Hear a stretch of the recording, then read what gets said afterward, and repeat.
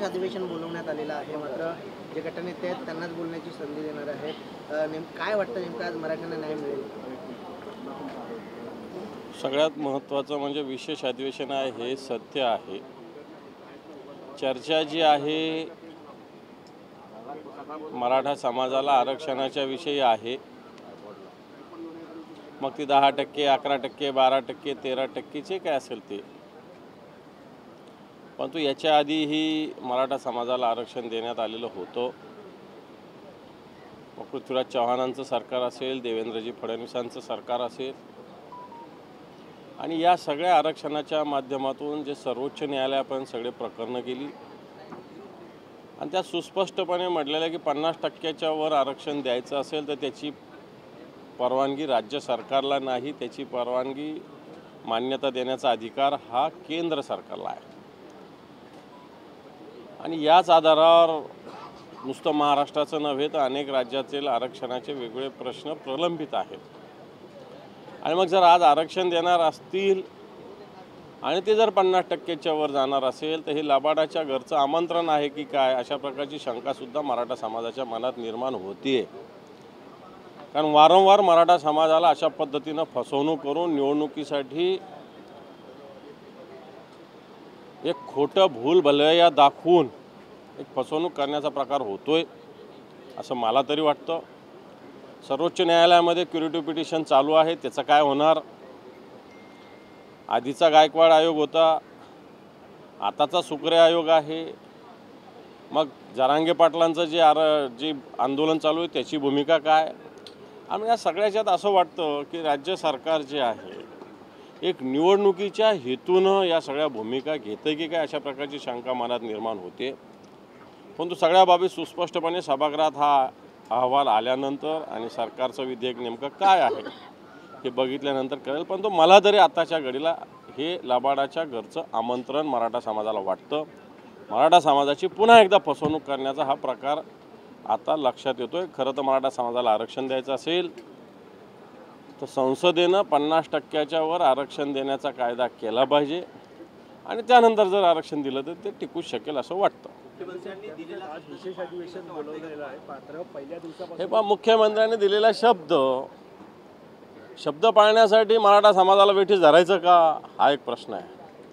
एवढा कोट्यवधी संख्येनं असलेला मराठा समाज त्याच्या भावनेशी खेळायचं का, हा सुद्धा महत्त्वाचा प्रश्न आहे. स्वतःचा शब्द पाळायचा आणि करा ना, तुम्ही हे करून शिफारस करा. आपल्या विधिमंडळानं ठराव करून लोकसभेला, राज्यसभेला विनंती करा, संसदेला विनंती करा, केंद्राला विनंती करा की आमच्या राज्यामध्ये असं मराठा समाजाला आरक्षण देण्याची आवश्यकता आहे, त्यामुळे आरक्षणाची मर्यादा 50%च्या वर घेऊन जा, काय हरकत नाही. अशा या भूमिकेला सुद्धा आमचा पाठिंबा राहील. आज विशेष अधिवेशन बोलवलंय, मात्र असं असताना ओबीसी नेत्यांनी पहिल्या दिवसापासूनच या आरक्षणाला विरोध केला होता. तर सरकारमध्ये ओबीसी नेते ते सुद्धा अधिवेशनामध्ये, त्यामुळे न्याय मराठा आरक्षणाच्या बाबतीत मराठा समाजाला मिळेल नाही. मला असं वाटतं ओबीसी नेत्यांनी विरोध करणं किंवा मराठा नेत्यांनी सपोर्ट करणं या सगळ्या वेगवेगळ्या भूमिका असू शकतात. जे ते ज्याची त्याची भूमिका घेत असेल, परंतु ही भूमिका आम्हीसुद्धा सातत्यानं मांडलेली आहे की कोणत्याही प्रकारे ओबीसीचं आरक्षण कमी न होता मराठा समाजाला आरक्षण मिळालं पाहिजे. त्याला एकमेव पर्याय आहे संसदेनं कायदा करणं. आज आरक्षण भेटतं आणि आज जर निर्णय झाला तर त्याला चॅलेंज देखील होणार आहे. मग त्या राज्य सरकार आरक्षण टिकवण्यात यशस्वी होईल तुम्हाला वाटतंय का? मी सांगितलं की आत्ताच्या घडीलाच कायदा आहे. 50%च्या वर आरक्षण द्यायचं असेल तर त्याचा अधिकार केंद्राला आहे, संसदेला आहे, राज्याला नाही. त्यामुळे या भूमिका सुस्पष्ट व्हाव्या. नेमकं किती टक्क्यापर्यंत आरक्षण भेटेल असं तुम्हाला वाटतंय? नाही, जे काही मागच्या वेळेस 13% होतं आता तसंच त्याच पद्धतीनं थोडंसं मागे पुढे होईल. परंतु हे कोणत्या आधारावर टक्के ठरवले जाईल हा एक प्रश्न आहे. कारण मागच्या गायकवाड आयोगाचा अहवाल, आताचा सुक्रे आयोगाचा अहवाल 2 वर्षात 3 वर्षात कशा पद्धतीने याच्यामध्ये फरक आला, कशा पद्धतीनं आला, मला वाटतं हेही कोणी ना कोणी लोक बघणार. आणि याच्यात जर मला वाटतं काही डिफरन्स आला तर निश्चित लोक असतातच इकडे तिकडे चैलेंज करना। तो हिंदी में जानना चाहेंगे, स्पेशल सेशन आज रखा गया मराठा रिजर्वेशन के लिए, मराठा आरक्षण के लिए जो स्पेशल सेशन रखा गया है, आरक्षण का तो हम स्वागत करेंगे, लेकिन ये आरक्षण कायम रहना चाहिए। इसके पहले भी नारायण राणे समिति के माध्यम से आरक्षण दिया गया था, कि पृथ्वीराज चौहान जी का सरकार था, बाद में देवेंद्र जी फडणवीस का सरकार था, उसमें भी आरक्षण दिया गया था। लेकिन ये जो रिजर्वेशन है इसको चैलेंज किया गया और रिजर्वेशन के बारे में सुस्पष्ट अपना कायदा है, लॉ है कि 50% के ऊपर अगर आरक्षण देना है तो वो अधिकार केंद्र को है, और अगर वो केंद्र को अधिकार होगा तो राज्य सरकार 50% के ऊपर आरक्षण किस प्रकार लेके जाएगी, ये देखना मैं समझता हूँ अब हम देखना चाहते हैं और बाद में इसमें और भूमिका विस्तार से रखेंगे।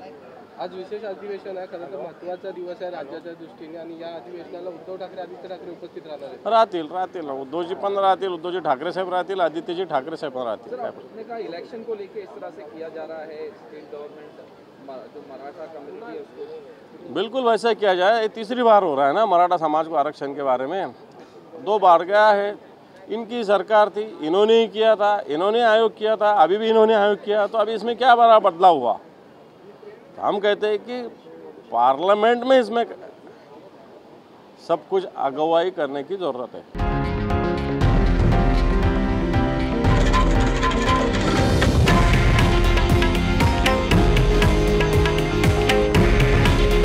हे आहे देशातील नंबर 1 न्यूज नेटवर्क आणि आपण पाहत आहात TV9 मराठी।